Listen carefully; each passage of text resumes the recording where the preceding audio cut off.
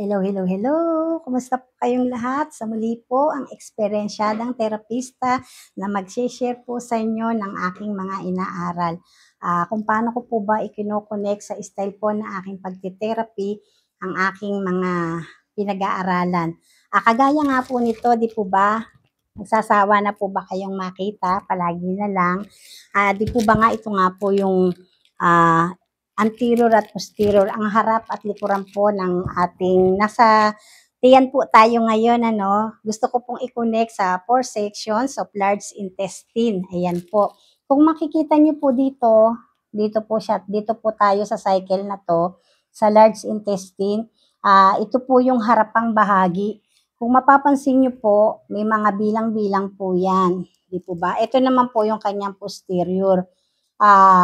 Yan po, kung mapapansin niyo po, may bilang-bilang. Meron po tayong tinatawag dyan na 4 sections of large intestine. At ito nga po yung tinatawag na ascending colon, transverse colon, at saka po descending colon at sigmoid colon. Ang ascending colon po ay ito pong pataas. Ayun po, magmula po doon sa may bilang na yon, pataas po siya. Ito naman po yung transverse colon, yung pong patawid. Ayan po, yan po yung transverse colon. Tapos po, descending colon, yun naman pong pababa. At yung sigmoid naman po, yung papunta na po sa ating anus para maidumi na po natin ang ating mga kinakain. At yun na nga po, alam niyo po ba kung paano ko po ito ginagawa sa style po na aking pagti-therapy? Di po ba, yan nga po, yung pong, meron po tayong dito tinatawag na ileocecal valve. Yung pong ileum at cecum po yun, yung pong intestine at large intestine. Tapos nga po, ascending colon, akit po siya dito sa ating transverse colon. Meron din po tayo dyan mga duodenum, jejunum, yung po mga ganon, ano po. Tapos po, yun nga po yung pababa, yan po, descending colon. Tapos po, itong ating sigmoid, pababa po dyan hanggang sa papunta na po sa ating anus. At yun na nga po, pag po tinitherapy ko po siya, di po ba, tinatap ko po yung aking kanang palad dito sa ibabaw po ng pusod. Paikot po siya, paganyan po siya, hanggang makarating po siya sa sulok ng singit, ganyan po. Paikot-ikot lang po. Tapos po, tinatandaan ko nga po yung mga tamang bilang, yun po, makikita nyo nga po yung mga bilang. Kagaya nga po dyan, pag natapat po siya dito po sa ileocecal valve, yan po, dito po.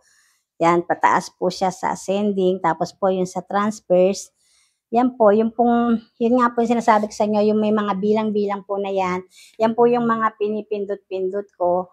Makakapa po kayo dyan kung may problema po dyan dahil minsan nga po ay may bukol, ganyan, makakapa nyo po. Tapos po, di pag ganyan ko po siya, minsan po ginagamitan ko nga po siya ng machine para iba po kasi hindi kinakaya ang aking mga daliri dahil para daw pong bakal, gano'n. Tingnan niyo po, minsan po ginagamitan ko po siya ng machine. Tinatapat ko po siyang ganyan para po lumuwag, tapos po pataas po siyang gano'n. Yan po, pag ganyan po siya. Yan. Dito po sa kaliwa, dyan po, hanggang pababa po sa ating sigmoid colon, hanggang anus na po yan, ganun. Ganyan po ako mag-therapy.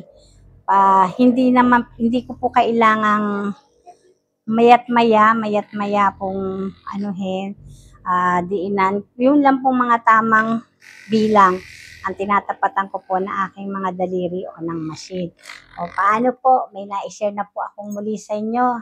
Nagpapaalam po. I love you all. God bless us all. Bye-bye.